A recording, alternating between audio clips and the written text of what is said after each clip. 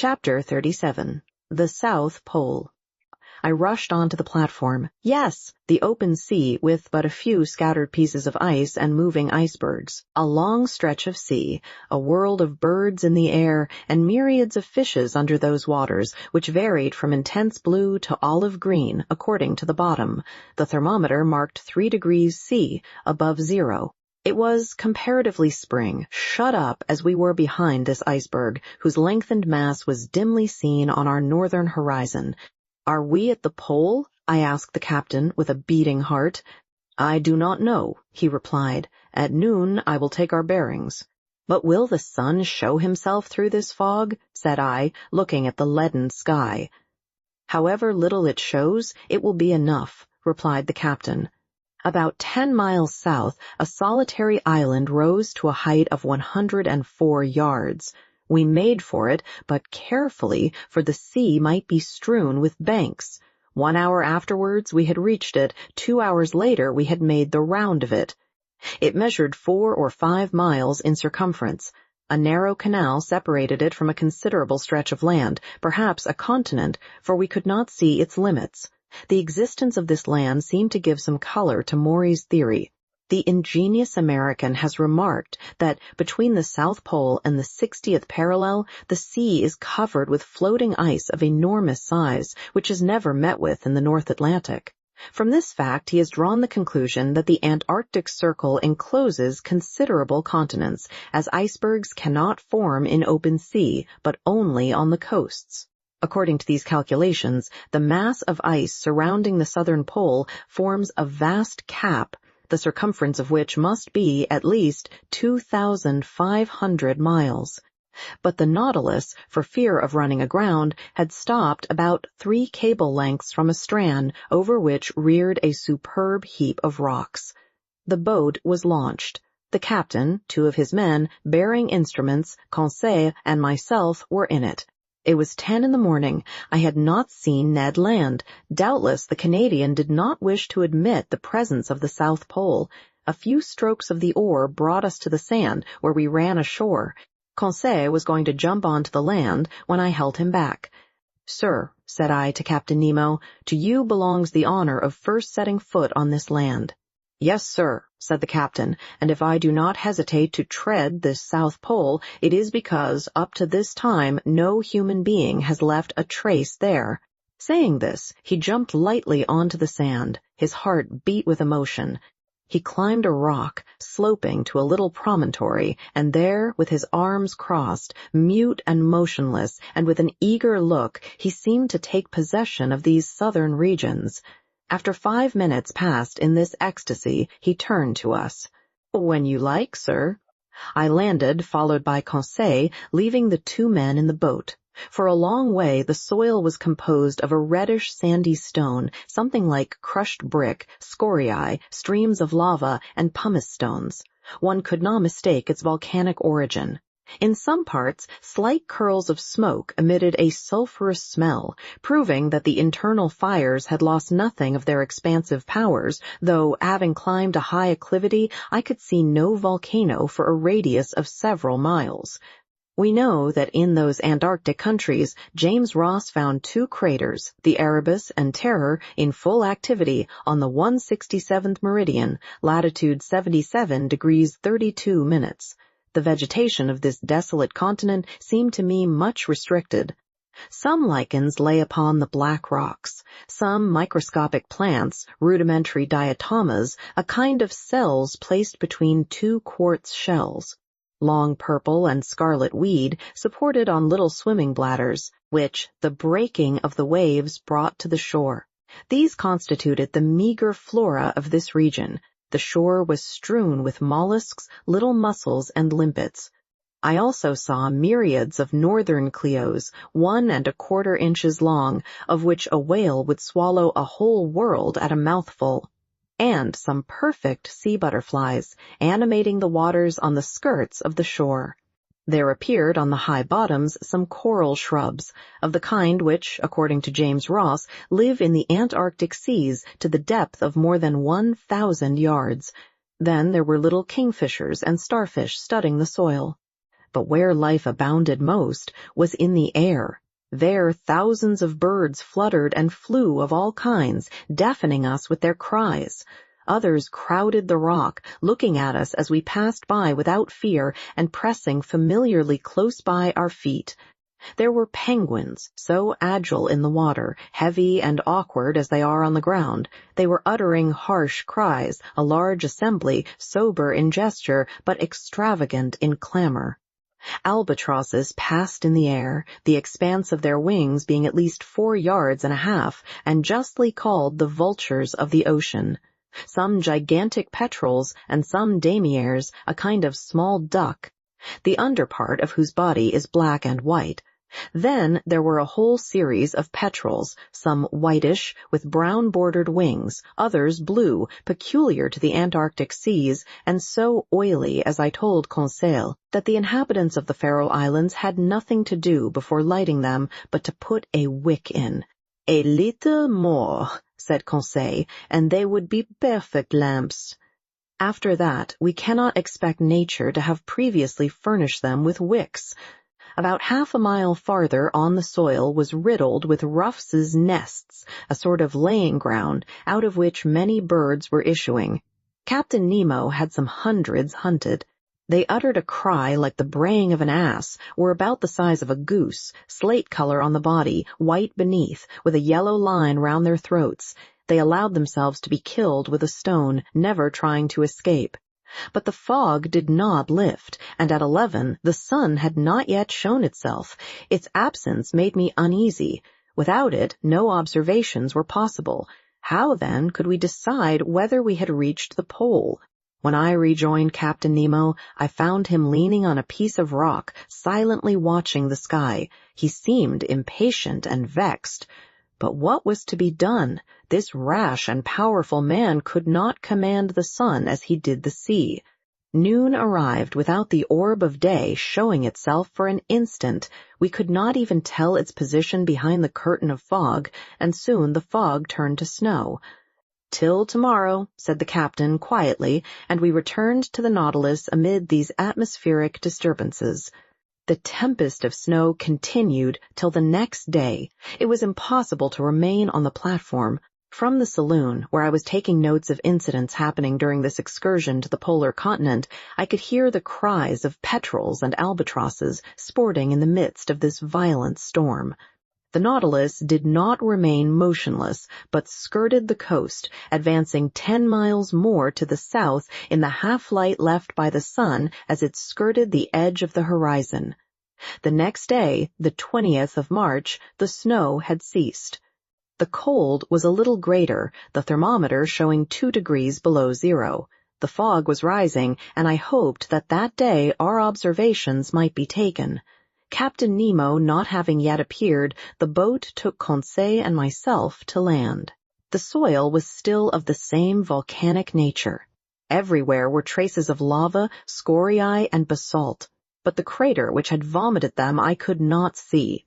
Here, as lower down, this continent was alive with myriads of birds.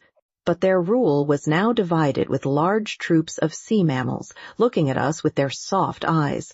There were several kinds of seals, some stretched on the earth, some on flakes of ice, many going in and out of the sea. They did not flee at our approach, never having had anything to do with man, and I reckoned that there were provisions there for hundreds of vessels. "Sir," said Conseil, "will you tell me the names of these creatures?" "They are seals and morses." It was now 8 in the morning. 4 hours remained to us before the sun could be observed with advantage. I directed our steps towards a vast bay cut in the steep granite shore. There I can aver that earth and ice were lost to sight by the numbers of sea mammals covering them, and I involuntarily sought for old Proteus, the mythological shepherd who watched these immense flocks of Neptune. There were more seals than anything else, forming distinct groups, male and female, the father watching over his family, the mother suckling her little ones, some already strong enough to go a few steps. When they wished to change their place, they took little jumps, made by the contraction of their bodies and helped awkwardly enough by their imperfect fin, which, as with the Lamantin, their cousins, forms a perfect forearm.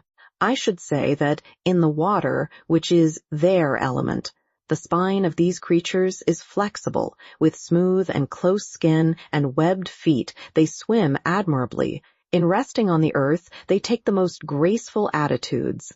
Thus the ancients, observing their soft and expressive looks, which cannot be surpassed by the most beautiful look a woman can give, their clear, voluptuous eyes, their charming positions, and the poetry of their manners, metamorphosed them, the male into a Triton and the female into a mermaid.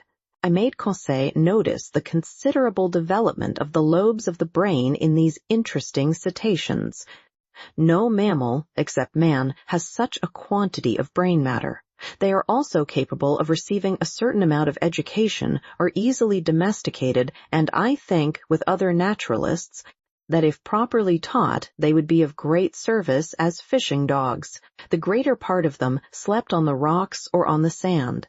Amongst these seals, properly so called, which have no external ears, in which they differ from the otter, whose ears are prominent, I noticed several varieties of seals about 3 yards long, with a white coat, bulldog heads, armed with teeth in both jaws, 4 incisors at the top and 4 at the bottom, and 2 large canine teeth in the shape of a fleur-de-lis.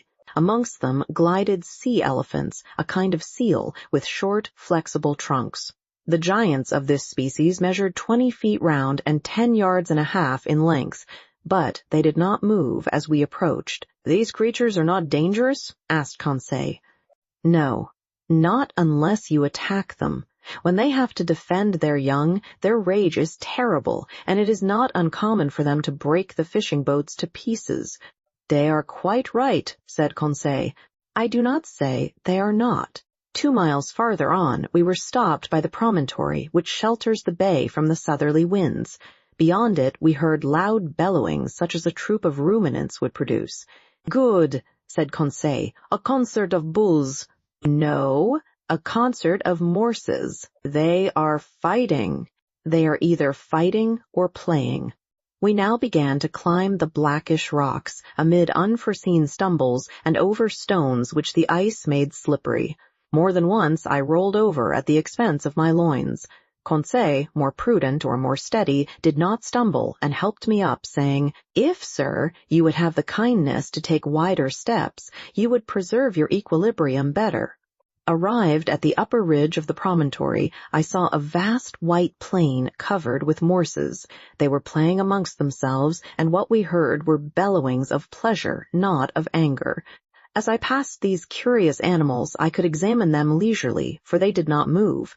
Their skins were thick and rugged, of a yellowish tint, approaching to red. Their hair was short and scant. Some of them were 4 yards and a quarter long. Quieter and less timid than their cousins of the north, they did not, like them, place sentinels round the outskirts of their encampment. After examining this city of morses, I began to think of returning. It was 11 o'clock, and if Captain Nemo found the conditions favorable for observations, I wished to be present at the operation.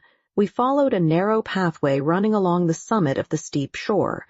At 11:30, we had reached the place where we landed. The boat had run aground, bringing the captain. I saw him standing on a block of basalt, his instruments near him, his eyes fixed on the northern horizon, near which the sun was then describing a lengthened curve. I took my place beside him and waited without speaking.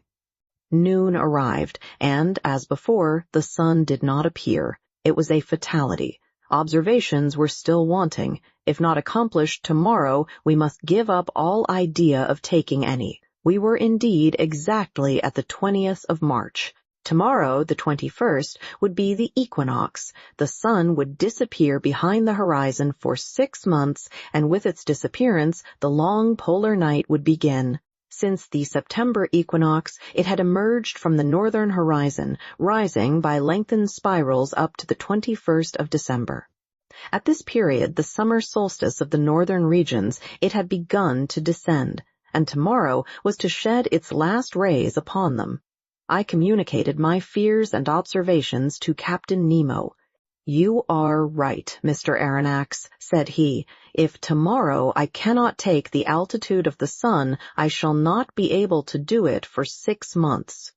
But precisely because chance has led me into these seas on the 21st of March, my bearings will be easy to take if at 12 we can see the sun." "Why, Captain?" "Because then the orb of day described such lengthened curves that it is difficult to measure exactly its height above the horizon, and grave errors may be made with instruments." "What will you do then?" "I shall only use my chronometer," replied Captain Nemo. "If tomorrow, the 21st of March, the disk of the sun, allowing for refraction, is exactly cut by the northern horizon, it will show that I am at the South Pole." "Just so," said I, "but this statement is not mathematically correct, because the equinox does not necessarily begin at noon." "Very likely, sir, but the error will not be 100 yards, and we do not want more. Till tomorrow, then." Captain Nemo returned on board. Conseil and I remained to survey the shore, observing and studying until 5 o'clock. Then I went to bed, not, however, without invoking, like the Indian, the favor of the radiant orb. The next day, the 21st of March, at 5 in the morning, I mounted the platform. I found Captain Nemo there. "The weather is lightening a little," said he. "I have some hope. After breakfast we will go on shore and choose a post for observation."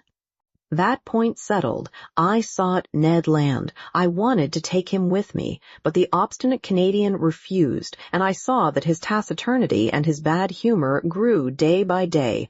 After all, I was not sorry for his obstinacy under the circumstances. Indeed, there were too many seals on shore, and we ought not to lay such temptation in this unreflecting fisherman's way. Breakfast over, we went on shore. The Nautilus had gone some miles further up in the night. It was a whole league from the coast, above which reared a sharp peak about 500 yards high. The boat took with me Captain Nemo, 2 men of the crew, and the instruments, which consisted of a chronometer, a telescope, and a barometer.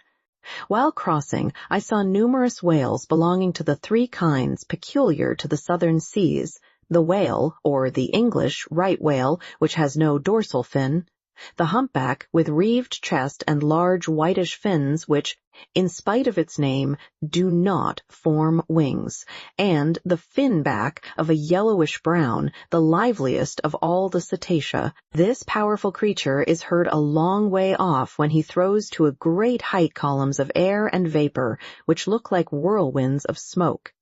These different mammals were disporting themselves in troops in the quiet waters, and I could see that this basin of the Antarctic pole serves as a place of refuge to the cetacea too closely tracked by the hunters. I also noticed large medusae floating between the reeds. At 9 we landed. The sky was brightening, the clouds were flying to the south, and the fog seemed to be leaving the cold surface of the waters. Captain Nemo went towards the peak, which he doubtless meant to be his observatory. It was a painful ascent over the sharp lava and the pumice stones, in an atmosphere often impregnated with a sulphurous smell from the smoking cracks. For a man unaccustomed to walk on land, the captain climbed the steep slopes with an agility I never saw equaled, and which a hunter would have envied. We were 2 hours getting to the summit of this peak, which was half porphyry and half basalt. From thence we looked upon a vast sea, which, towards the north, distinctly traced its boundary line upon the sky. At our feet lay fields of dazzling whiteness, over our heads a pale azure, free from fog. To the north, the disk of the sun seemed like a ball of fire, already horned by the cutting of the horizon. From the bosom of the water rose sheaves of liquid jets by hundreds. In the distance lay the Nautilus like a cetacean asleep on the water.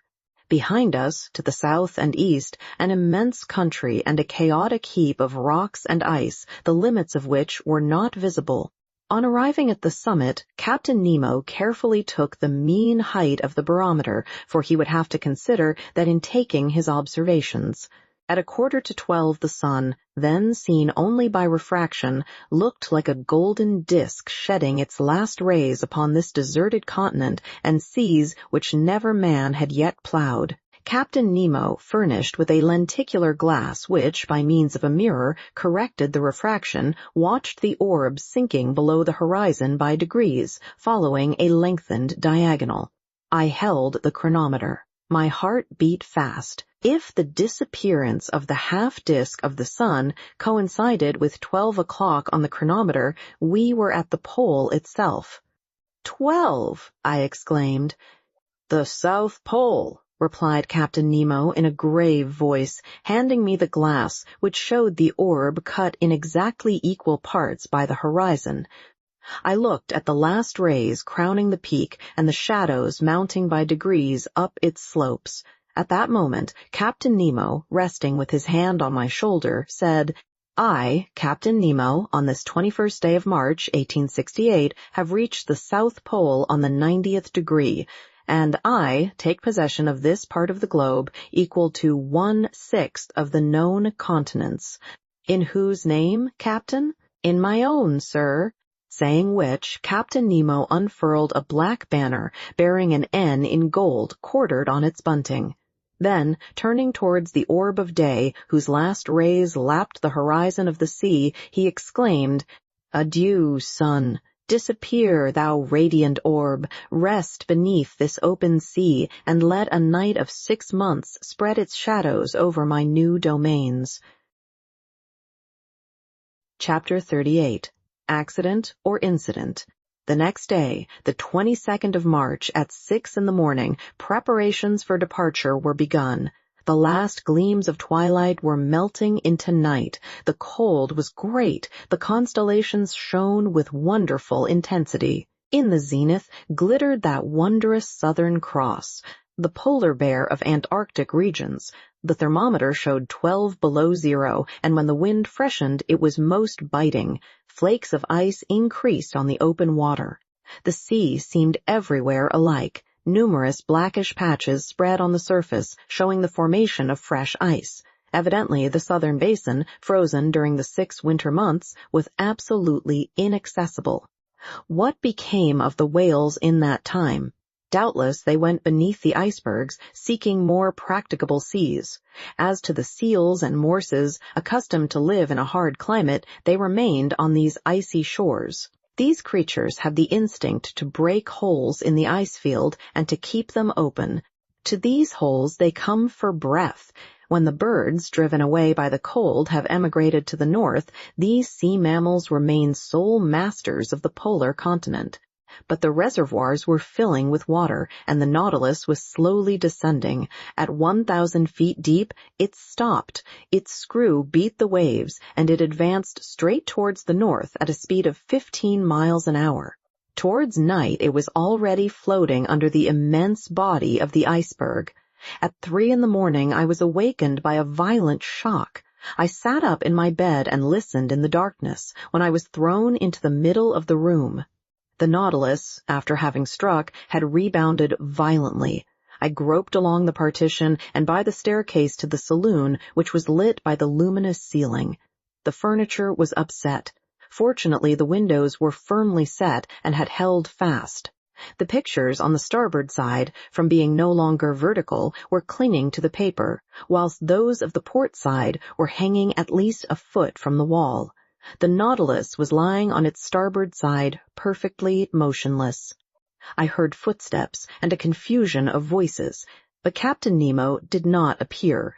As I was leaving the saloon, Ned Land and Conseil entered. "What is the matter?" said I at once. "I came to ask you, sir," replied Conseil. "Confound it!" exclaimed the Canadian. "I know well enough. The Nautilus has struck, and, judging by the way she lies, I do not think she will right herself as she did the first time in Torres Straits." "But," I asked, "has she at least come to the surface of the sea?" "We do not know," said Conseil. "It is easy to decide," I answered. I consulted the manometer. To my great surprise, it showed a depth of more than 180 fathoms.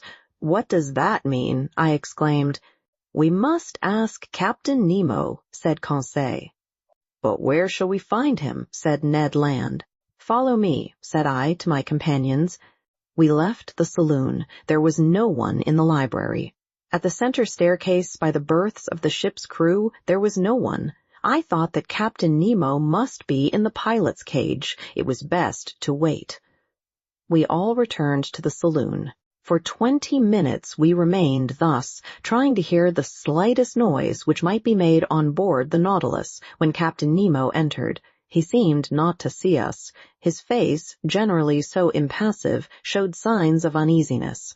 He watched the compass silently, then the manometer, and, going to the planisphere, placed his finger on a spot representing the southern seas. I would not interrupt him. But some minutes later, when he turned towards me, I said, using one of his own expressions in the Torres Straits, "An incident, Captain?" "No, sir. An accident this time." "Serious?" "Perhaps." "Is the danger immediate?" "No." "The Nautilus has stranded?" "Yes." "And this has happened. How?" "From a caprice of nature, not from the ignorance of man. Not a mistake has been made in the working. But we cannot prevent equilibrium from producing its effects. We may brave human laws, but we cannot resist natural ones." Captain Nemo had chosen a strange moment for uttering this philosophical reflection. On the whole, his answer helped me little. "May I ask, sir, the cause of this accident?" "An enormous block of ice, a whole mountain, has turned over," he replied. "When icebergs are undermined at their base by warmer water or reiterated shocks, their center of gravity rises, and the whole thing turns over. This is what has happened. One of these blocks, as it fell, struck the Nautilus, then, gliding under its hull, raised it with irresistible force, bringing it into beds which are not so thick, where it is lying on its side. But can we not get the Nautilus off by emptying its reservoirs, that it might regain its equilibrium? That, sir, is being done at this moment. You can hear the pump working. Look at the needle of the manometer. It shows that the Nautilus is rising, but the block of ice is floating with it, and until some obstacle stops its ascending motion, our position cannot be altered. Indeed, the Nautilus still held the same position to starboard. Doubtless it would right itself when the block stopped. But at this moment, who knows if we may not be frightfully crushed between the two glassy surfaces? I reflected on all the consequences of our position.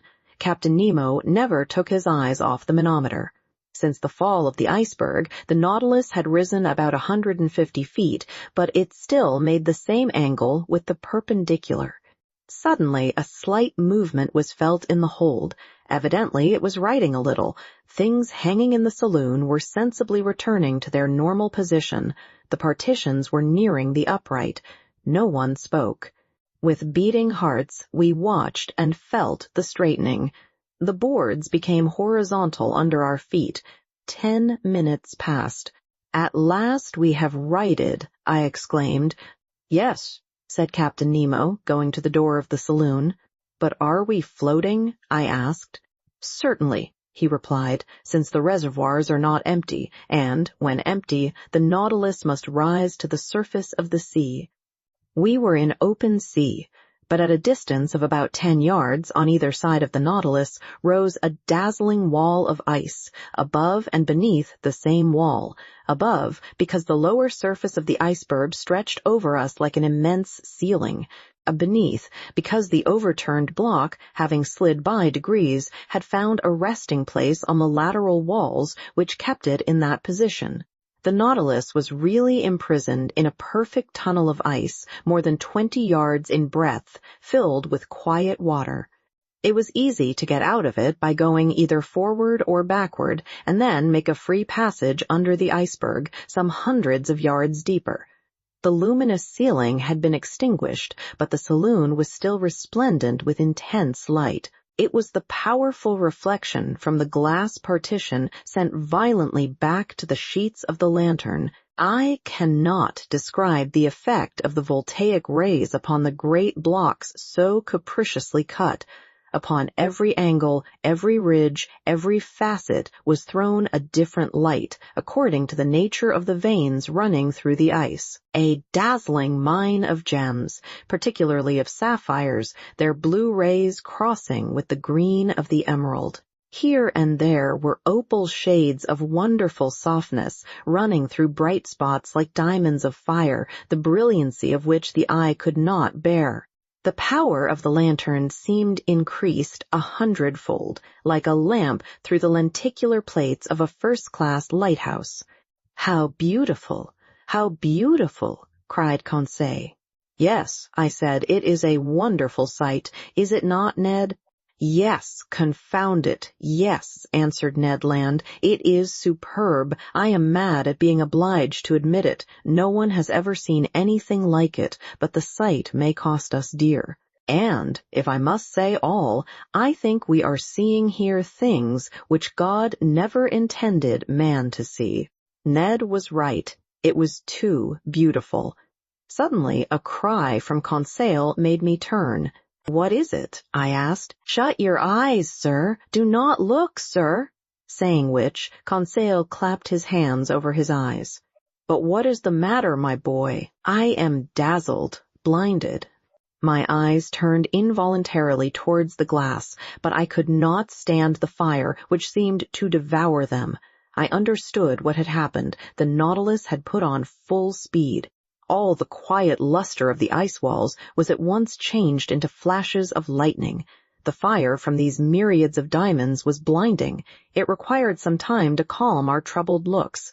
At last the hands were taken down. "Faith, I should never have believed it," said Conseil. It was then 5 in the morning, and at that moment a shock was felt at the bows of the Nautilus. I knew that its spur had struck a block of ice. It must have been a false maneuver, for this submarine tunnel, obstructed by blocks, was not very easy navigation. I thought that Captain Nemo, by changing his course, would either turn these obstacles or else follow the windings of the tunnel. In any case, the road before us could not be entirely blocked. But, contrary to my expectations, the Nautilus took a decided retrograde motion. "We are going backwards?" said Conseil. "Yes," I replied.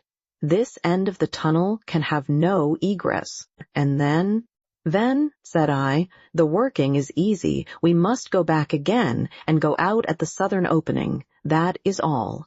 In speaking thus, I wished to appear more confident than I really was. But the retrograde motion of the Nautilus was increasing, and, reversing the screw, it carried us at great speed. "It will be a hindrance," said Ned. "What does it matter, some hours more or less, provided we get out at last?" "Yes," repeated Ned Land, "provided we do get out at last." For a short time I walked from the saloon to the library. My companions were silent. I soon threw myself on an ottoman and took a book, which my eyes overran mechanically. A quarter of an hour after, Conseil, approaching me, said, "Is what you are reading very interesting, sir?" "Very interesting," I replied. "I should think so, sir. It is your own book you are reading." "My book?" And indeed, I was holding in my hand the work on the great submarine depths. I did not even dream of it. I closed the book and returned to my walk. Ned and Conseil rose to go. "Stay here, my friends," said I, detaining them. "Let us remain together until we are out of this block." "As you please, sir," Conseil replied. Some hours passed. I often looked at the instruments hanging from the partition. The manometer showed that the Nautilus kept at a constant depth of more than 300 yards. The compass still pointed to south. The log indicated a speed of 20 miles an hour, which, in such a cramped space, was very great. But Captain Nemo knew that he could not hasten too much, and that minutes were worth ages to us. At 25 minutes past 8, a second shock took place, this time from behind. I turned pale. My companions were close by my side. I seized Conseil's hand. Our looks expressed our feelings better than words. At this moment the captain entered the saloon. I went up to him. "Our course is barred southward?" I asked. "Yes, sir. The iceberg has shifted and closed every outlet." "We are blocked up, then?" "Yes." Chapter 39. Want of Air. Thus, around the Nautilus, above and below, was an impenetrable wall of ice. We were prisoners to the iceberg. I watched the captain. His countenance had resumed its habitual imperturbability. "Gentlemen," he said calmly, "there are two ways of dying in the circumstances in which we are placed." This puzzling person had the air of a mathematical professor lecturing to his pupils. "The first is to be crushed. The second is to die of suffocation. I do not speak of the possibility of dying of hunger, for the supply of provisions in the Nautilus will certainly last longer than we shall. Let us, then, calculate our chances." "As to suffocation, Captain," I replied, "that is not to be feared, because our reservoirs are full." "Just so, but they will only yield 2 days' supply of air. Now, for 36 hours, we have been hidden under the water, and already the heavy atmosphere of the Nautilus requires renewal. In 48 hours, our reserve will be exhausted." "Well, Captain, can we be delivered before 48 hours?" "We will attempt it, at least, by piercing the wall that surrounds us." "On which side?" "Sound will tell us. I am going to run the Nautilus aground on the lower bank, and my men will attack the iceberg on the side that is least thick." Captain Nemo went out. Soon I discovered by a hissing noise that the water was entering the reservoirs. The Nautilus sank slowly and rested on the ice at a depth of 350 yards, the depth at which the lower bank was immersed. "My friends," I said, "our situation is serious, but I rely on your courage and energy." "Sir," replied the Canadian, "I am ready to do anything for the general safety." "Good." Ned and I held out my hand to the Canadian. "I will add," he continued, "that being as handy with the pickaxe as with the harpoon, if I can be useful to the captain, he can command my services. He will not refuse your help. Come, Ned." I led him to the room where the crew of the Nautilus were putting on their cork jackets. I told the captain of Ned's proposal, which he accepted. The Canadian put on his sea costume and was ready as soon as his companions. When Ned was dressed, I re-entered the drawing room, where the panes of glass were open, and, posted near Conseil, I examined the ambient beds that supported the Nautilus. Some instants after, we saw a dozen of the crew set foot on the bank of ice, and among them Ned Land, easily known by his stature. Captain Nemo was with them. Before proceeding to dig the walls, he took the soundings, to be sure of working in the right direction. Long sounding lines were sunk in the side walls, but after 15 yards they were again stopped by the thick wall. It was useless to attack it on the ceiling-like surface, since the iceberg itself measured more than 400 yards in height. Captain Nemo then sounded the lower surface. There 10 yards of wall separated us from the water, so great was the thickness of the ice field. It was necessary, therefore, to cut from it a piece equal in extent to the waterline of the Nautilus. There were about 6,000 cubic yards to detach, so as to dig a hole by which we could descend to the ice field. The work had begun immediately and carried on with indefatigable energy. Instead of digging round the Nautilus, which would have involved greater difficulty, Captain Nemo had an immense trench made at 8 yards from the port quarter. Then the men set to work simultaneously with their screws on several points of its circumference. Presently the pickaxe attacked this compact matter vigorously, and large blocks were detached from the mass. By a curious effect of specific gravity, these blocks, lighter than water, fled, so to speak, to the vault of the tunnel that increased in thickness at the top in proportion as it diminished at the base. But that mattered little, so long as the lower part grew thinner. After 2 hours' hard work, Ned Land came in exhausted. He and his comrades were replaced by new workers whom Conseil and I joined. The second lieutenant of the Nautilus superintended us. The water seemed singularly cold, but I soon got warm handling the pickaxe. My movements were free enough, although they were made under a pressure of 30 atmospheres.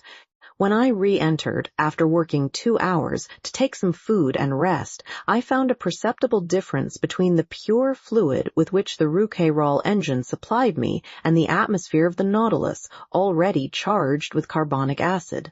The air had not been renewed for 48 hours, and its vivifying qualities were considerably enfeebled.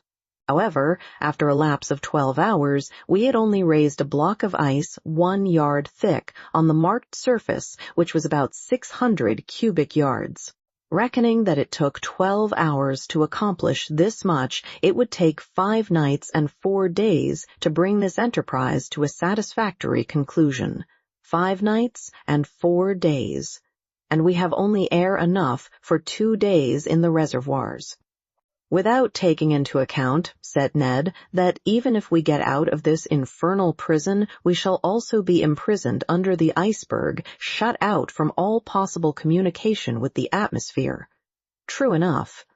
Who could then foresee the minimum of time necessary for our deliverance? We might be suffocated before the Nautilus could regain the surface of the waves. Was it destined to perish in this ice tomb with all those it enclosed? The situation was terrible, but everyone had looked the danger in the face, and each was determined to do his duty to the last. As I expected, during the night, a new block, a yard square, was carried away, and still further sank the immense hollow. But in the morning, when, dressed in my cork jacket, I traversed the slushy mass at a temperature of 6 or 7 degrees below zero, I remarked that the side walls were gradually closing in. The beds of water farthest from the trench, that were not warmed by the men's work, showed a tendency to solidification.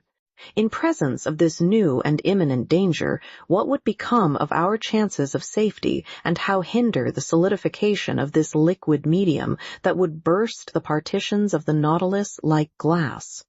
I did not tell my companions of this new danger. What was the good of damping the energy they displayed in the painful work of escape? But when I went on board again, I told Captain Nemo of this grave complication. "I know it," he said in that calm tone which could counteract the most terrible apprehensions. "It is one danger more, but I see no way of escaping it. The only chance of safety is to go quicker than solidification. We must be beforehand with it, that is all." On this day, for several hours, I used my pickaxe vigorously. The work kept me up. Besides, to work was to quit the Nautilus and breathe directly the pure air drawn from the reservoirs and supplied by our apparatus, and to quit the impoverished and vitiated atmosphere. Towards evening, the trench was dug 1 yard deeper. When I returned on board, I was nearly suffocated by the carbonic acid with which the air was filled. Ah, if we had only the chemical means to drive away this deleterious gas! We had plenty of oxygen. All this water contained a considerable quantity, and by dissolving it with our powerful piles, it would restore the vivifying fluid. I had thought well over it.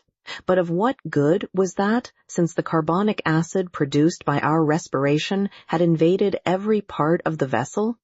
To absorb it, it was necessary to fill some jars with caustic potash, and to shake them incessantly.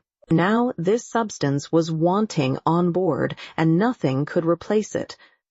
On that evening, Captain Nemo ought to open the taps of his reservoirs, and let some pure air into the interior of the Nautilus. Without this precaution, we could not get rid of the sense of suffocation. The next day, March 26th, I resumed my miner's work in beginning the 5th yard. The side walls and the lower surface of the iceberg thickened visibly. It was evident that they would meet before the Nautilus was able to disengage itself. Despair seized me for an instant. My pickaxe nearly fell from my hands. What was the good of digging if I must be suffocated, crushed by the water that was turning into stone?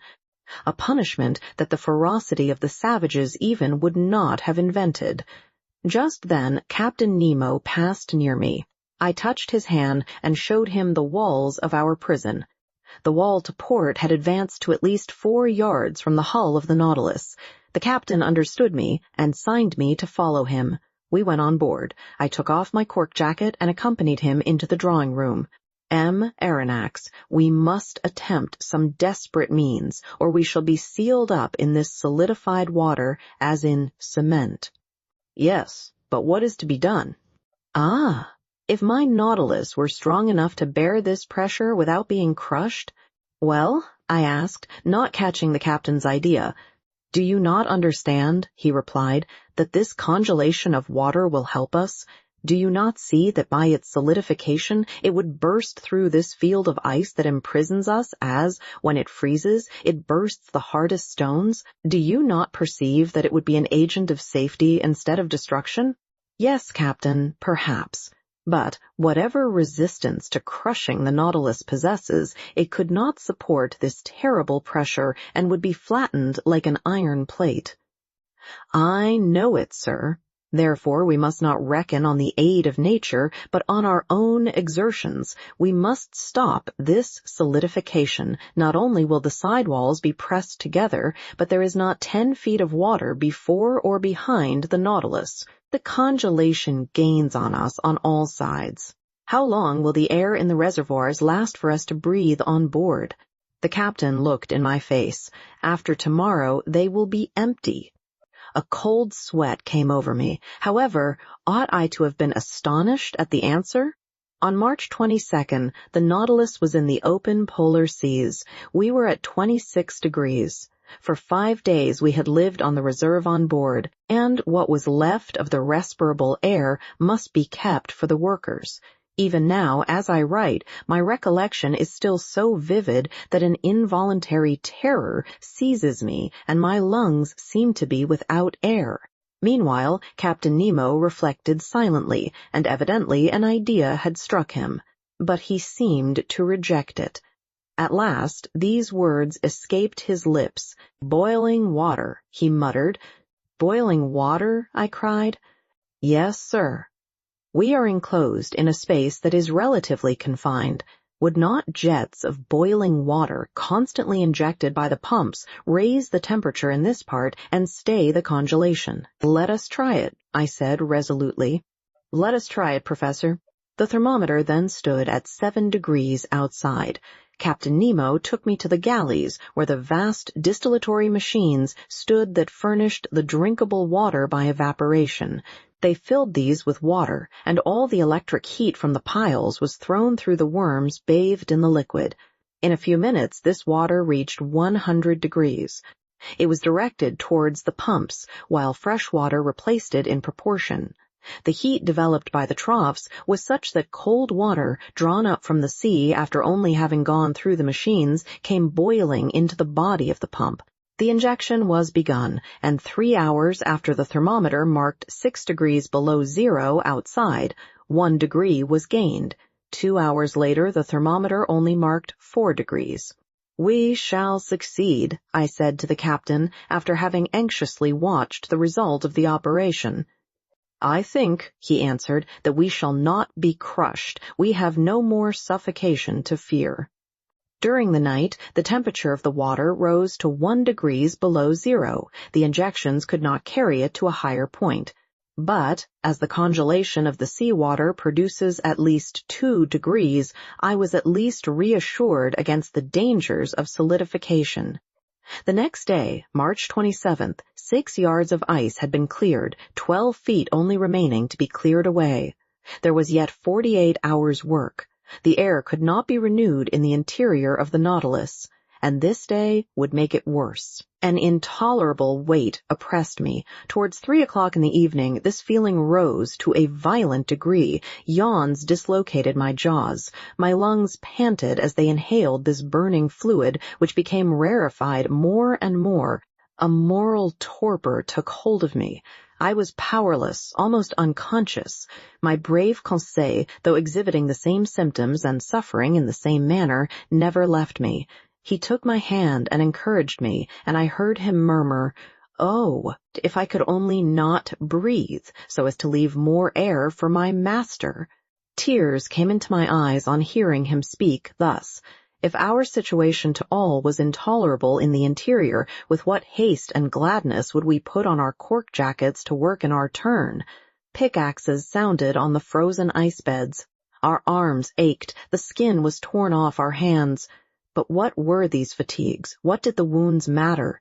Vital air came to the lungs. We breathed. All this time, no one prolonged his voluntary task beyond the prescribed time. His task accomplished, each one handed in turn to his panting companions the apparatus that supplied him with life. Captain Nemo set the example and submitted first to this severe discipline. When the time came, he gave up his apparatus to another and returned to the vitiated air on board, calm, unflinching, unmurmuring. On that day, the ordinary work was accomplished with unusual vigor. Only 2 yards remained to be raised from the surface. 2 yards only separated us from the open sea, but the reservoirs were nearly emptied of air. The little that remained ought to be kept for the workers, not a particle for the Nautilus. When I went back on board, I was half suffocated. What a night! I know not how to describe it. The next day, my breathing was oppressed. Dizziness accompanied the pain in my head and made me like a drunken man. My companions showed the same symptoms. Some of the crew had rattling in the throat. On that day, the 6th of our imprisonment, Captain Nemo, finding the pickaxes work too slowly, resolved to crush the ice bed that still separated us from the liquid sheet. This man's coolness and energy never forsook him. He subdued his physical pains by moral force. By his orders, the vessel was lightened, that is to say, raised from the ice bed by a change of specific gravity. When it floated, they towed it so as to bring it above the immense trench made on the level of the waterline. Then, filling his reservoirs of water, he descended and shut himself up in the hole. Just then, all the crew came on board, and the double door of communication was shut. The Nautilus then rested on the bed of ice, which was not 1 yard thick and which the sounding leads had perforated in 1,000 places. The taps of the reservoirs were then opened, and 100 cubic yards of water was let in, increasing the weight of the Nautilus to 1,800 tons. We waited, we listened, forgetting our sufferings in hope. Our safety depended on this last chance. Notwithstanding the buzzing in my head, I soon heard the humming sound under the hull of the Nautilus. The ice cracked with a singular noise like tearing paper, and the Nautilus sank. "We are off," murmured Conseil in my ear. I could not answer him. I seized his hand and pressed it convulsively. All at once, carried away by its frightful overcharge, the Nautilus sank like a bullet under the waters. That is to say, it fell as if it was in a vacuum. Then all the electric force was put on the pumps, that soon began to let the water out of the reservoirs. After some minutes, our fall was stopped. Soon, too, the manometer indicated an ascending movement. The screw, going at full speed, made the iron hull tremble to its very bolts and drew us towards the north. But if this floating under the iceberg is to last another day before we reach the open sea, I shall be dead first. Half stretched upon a divan in the library, I was suffocating. My face was purple, my lips blue, my faculties suspended. I neither saw nor heard. All notion of time had gone from my mind. My muscles could not contract. I do not know how many hours passed thus, but I was conscious of the agony that was coming over me. I felt as if I was going to die. Suddenly I came to. Some breaths of air penetrated my lungs. Had we risen to the surface of the waves? Were we free of the iceberg? No. Ned and Conseil, my 2 brave friends, were sacrificing themselves to save me. Some particles of air still remained at the bottom of one apparatus. Instead of using it, they had kept it for me, and, while they were being suffocated, they gave me life, drop by drop. I wanted to push back the thing. They held my hands, and for some moments I breathed freely. I looked at the clock. It was 11 in the morning. It ought to be the 28th of March. The Nautilus went at a frightful pace, 40 miles an hour. It literally tore through the water. Where was Captain Nemo? Had he succumbed? Were his companions dead with him? At the moment, the manometer indicated that we were not more than 20 feet from the surface. A mere plate of ice separated us from the atmosphere. Could we not break it? Perhaps. In any case, the Nautilus was going to attempt it. I felt that it was in an oblique position, lowering the stern and raising the bows. The introduction of water had been the means of disturbing its equilibrium. Then, impelled by its powerful screw, it attacked the ice field from beneath like a formidable battering ram. It broke it by backing and then rushing forward against the field, which gradually gave way, and at last, dashing suddenly against it, shot forwards on the ice field that crushed beneath its weight. The panel was opened, one might say torn off, and the pure air came in abundance to all parts of the Nautilus.